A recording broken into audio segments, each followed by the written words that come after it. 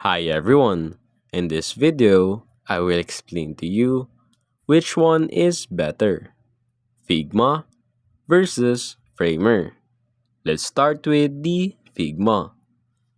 For its functionality, primarily a vector graphics editor and prototyping tool, Figma excels in interface design, allowing for collaborative design work and real-time feedback.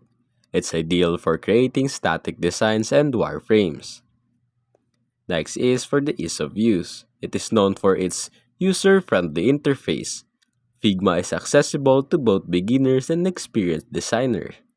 Its extensive community and resources further facilitate the learning process. Now for its pricing.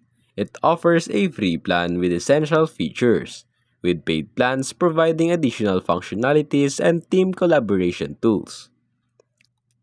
Now let's go with the Framer.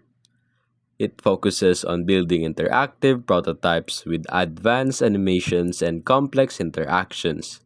It's suitable for designers aiming to showcase dynamic user experiences and transitions. Now for its ease of use. It may have a steeper learning curve due to its advanced features and focus on interactivity. However, it offers a range of tutorials and resources to assist new users. Now for its pricing. It offers a free plan with basic features, with premium plans unlocking advanced capabilities and more extensive design options. In conclusion, choose Figma if you require a versatile collaborative design tool, focus on interactive design with strong version control and a rich plugin ecosystem.